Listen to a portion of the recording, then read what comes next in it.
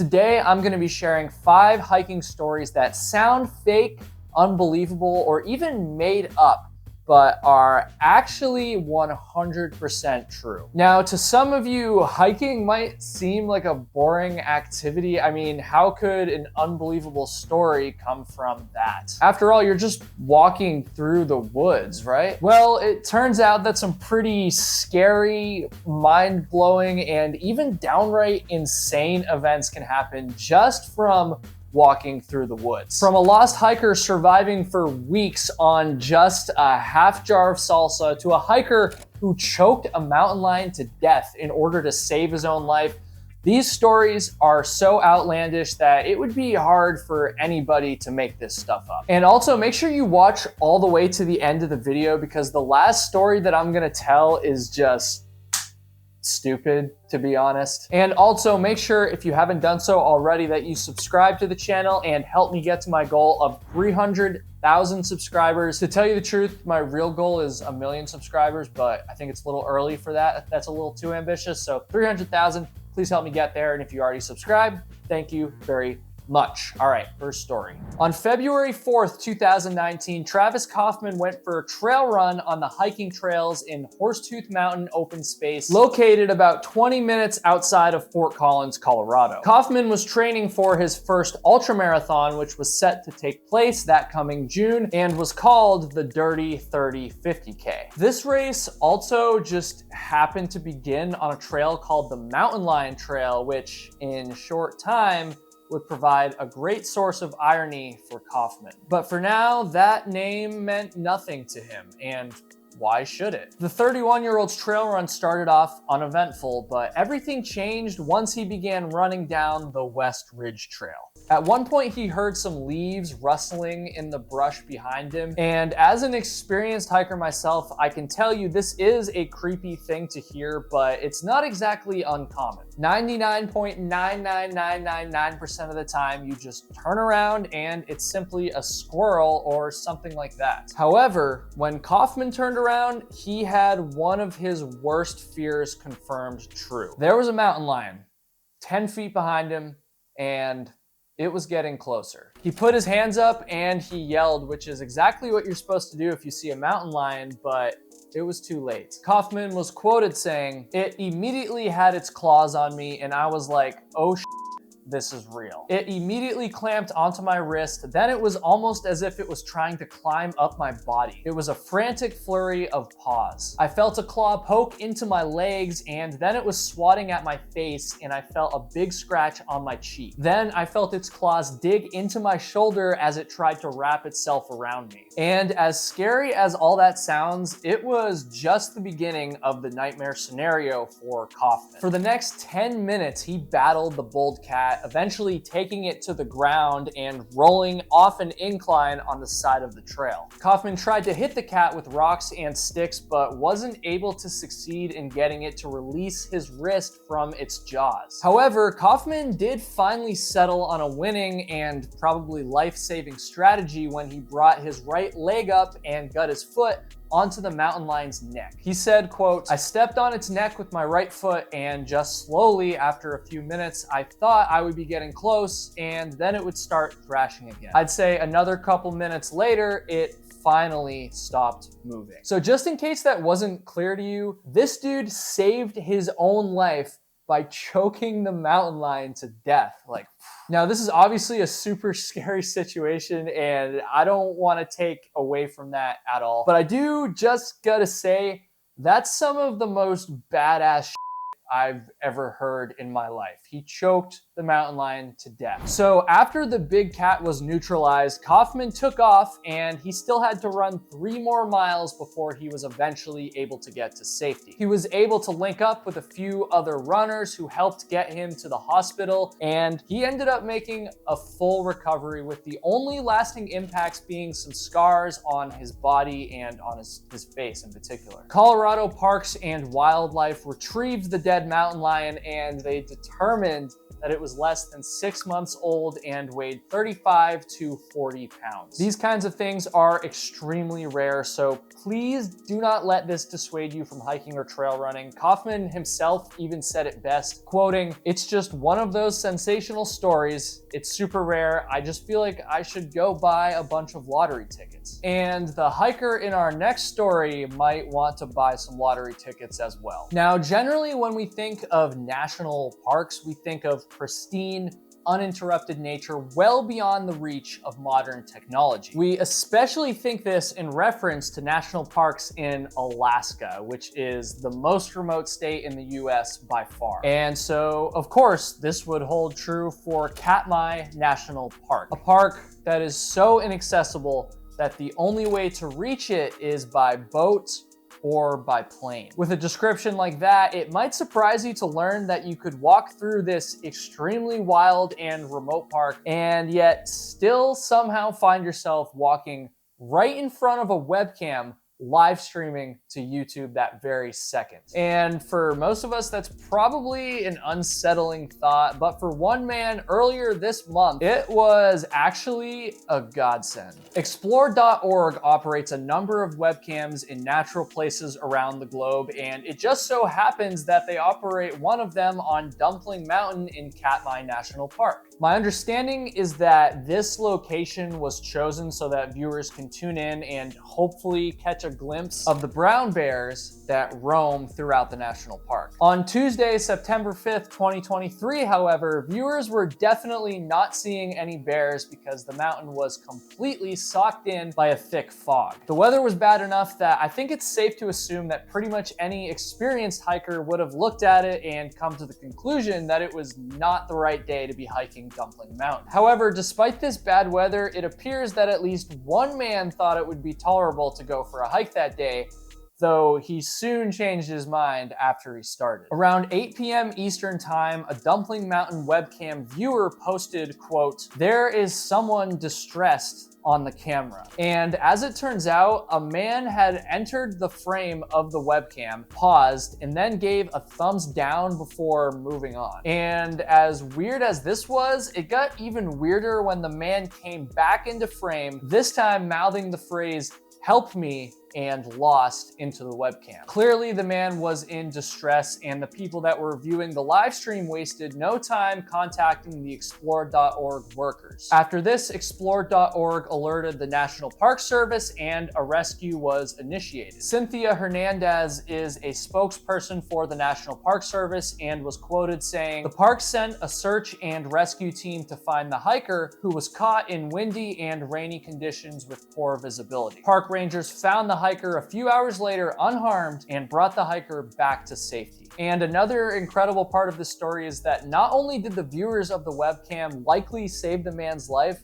but they also got to watch the start of his rescue live on the internet. You could actually see the rangers locating the man and guiding him down through the fog back to safety. I find it absolutely incredible. I mean, this is one of the most remote parks in all of the United States. It was a random live stream, and it just so happened to end up saving a hiker's life. And for this next hiker, it wasn't a webcam that saved his life, but it was something that was almost as bizarre. On the day after Thanksgiving in 2022, a couple that was camped out near Big Bear Lake and Angeles Oaks, California, would somewhat accidentally save a stranded hiker's life. Allison Scott was quoted saying, "We were underneath a flight path and an airplane went by pretty low and we heard someone yelling for help." And being the good Samaritans that Scott and her boyfriend were, they immediately began heading through the woods towards the voice, and they stumbled upon a man who was, well, down bad, to put it bluntly, and I mean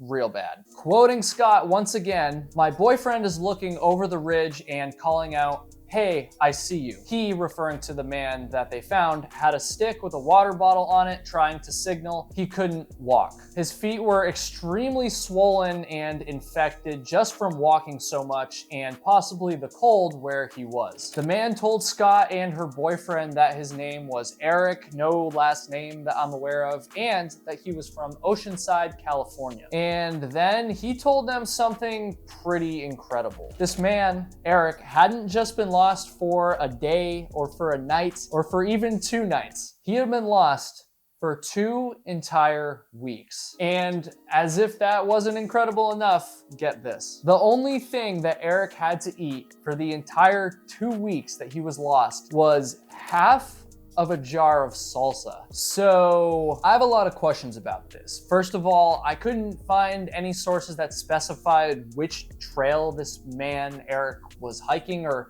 how exactly he became lost. But more importantly, I couldn't figure out why the only food he had on him was half a jar of salsa. I mean, first of all, salsa isn't exactly a common hiking food, but if you're gonna carry salsa, wouldn't you also carry like some chips or like burrito fixing or just something to go with the salsa?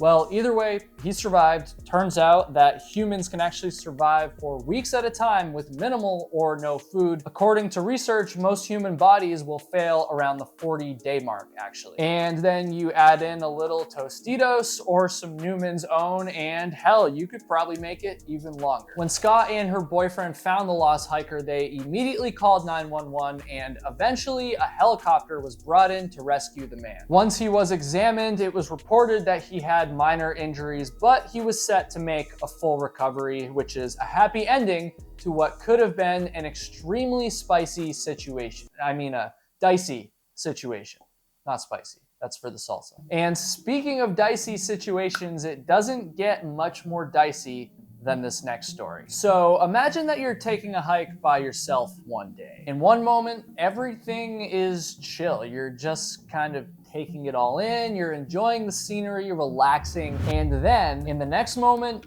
you have to spring into action immediately in order to save someone's life. That is the exact situation that a man named Taylor Root found himself in. On June 14th, 2023, Root was taking a hike in Oregon's Columbia River Gorge, presumably excited to see the famous Multnomah Falls. I hope I'm pronouncing that right. He was hiking down the trail and he was actually filming with his GoPro, and all seemed well in the world until he came across a woman who was in the middle of going through every hiker's worst nightmare. Root heard a call for help and then came across a terrifying sight. A woman was hunched over the side of a cliff, holding on to her mother who had slipped and fallen off the cliff. The only thing keeping her mother alive in this moment was her daughter's grip. And as if this wasn't already a dangerous enough situation, her daughter, clinging on to her mother, only had one arm, which obviously is going to complicate her ability to pull her mother up. But luckily for the mother and daughter, Taylor Root was there to help. Root ran over and quickly took control of the situation. He said, quote, "Right away, I jumped over her and I saw the other lady laying on her back. Head was downhill as if you just sat on the trail and leaned yourself back. Feet were up in the air." Root grabbed onto the lady's arms just at the right time. And I say that because it seems as though the woman was about to give up. You can actually hear her on the GoPro footage saying, quote, "Just let me go." She most likely feared that she was putting her daughter, who was in the midst of trying to rescue her, in too much danger and wanted to just sacrifice herself. But when Taylor Root heard her say this, he responded strongly by saying, "No, you're not going anywhere." He then began using all his strength to pull the woman up from the cliff. And by the way, I really mean all his strength. It took a few tries, and each time Root would grunt like he was deadlifting a new PR. I mean, it really looked quite strenuous. However, despite the difficulty, before anyone knew it, the woman was back up on the trail safely. She was hugging her daughter, and she was alive. Taylor Root was in the right place at the right time. If he hadn't been there, it's more than likely the one-armed woman would have had to watch her own mother fall to her death. And something that makes this story even more incredible is that shortly before the incident, shortly before the hike, Root had taken a trip to Panda Express and got a fortune cookie that read, quote, "You will have an opportunity to shine this week." In reference to this fortune, Root said, "They're right every time, baby." So Taylor Root had the strength and the brains to rescue that poor woman. If only the hiker in our next story had that as well. Mostly the brains, I guess. Now, look, I'm gonna goof on the hiker in this story a little bit, and for that reason, I've decided to leave his name out of the video, but I assure you this is, in fact, a true story. So let me ask you a question. Would you be embarrassed if you were on a hike, something went wrong, and then you had to call search and rescue? Now, to be clear, I'm not saying that you should be embarrassed if this were to happen, but I just want you to think about it. Would you be embarrassed if you were in that situation? And now I want you to think about whether you'd be embarrassed if you had to call search and rescue twice on 2 different hikes. Think about that. Okay, and finally, I want you to think about if you would be embarrassed if you had to call search and rescue twice on 2 different hikes, 2 days in a row. Now, like I said, calling search and rescue is not something you should be embarrassed about. You want to save your life. There's nothing wrong with that. But if it happened 2 times on 2 different hikes, 2 days in a row, then maybe you should be just a little bit embarrassed about that, to say the least. In the early spring of 2022, a 28-year-old man from New York City flew out to Arizona for a vacation. He decided that hiking Humphreys Peak, the highest peak in Arizona, was a must-do on his trip, and on March 2nd, he set out to summit the 12,633-foot mountain. There was 2 big problems, however. Number 1, this man had 0 mountaineering experience. None. Zilch. And the second problem was that he didn't start his hike until 2:30 in the afternoon. A little bit too late for a winter hike at 12,000 feet. Around 7 p.m. that evening, the local sheriff's office received a call from the man who said he was lost and he needed help. Rescuers were quickly dispatched, and thankfully they were able to locate the man right around 10,600 feet in elevation, and they were able to evacuate him using a snowcat from the nearby Arizona Snow Bowl ski resort. The man was thankfully unharmed, and he actually declined medical attention, and he went on his way. The rescuers probably figured that was the last they would see of the man. Surely this tourist from New York City had learned his lesson, right? Well, the man did not learn his lesson. The very next day, he attempted the very same mountain again with equally disastrous results. And listen, I'm not trying to just like be a jerk to this guy. Like, I'm glad he's okay, but like, this story, dude. Around 5 p.m. on March 3rd, the same man called 911 again and said he was on the Humphreys Trail and needed help after injuring himself in a fall. The sheriff's office was once again called into action, this time sending a helicopter to rescue the man and eventually dropping him back off at the trailhead. And just like clockwork, the man once again declined medical attention and then was, quote, provided with preventative search and rescue education about the conditions on the trail and the approaching winter storm, and encouraged to not attempt the hike again. Which, in my judgment, is a very nice way of saying, dude,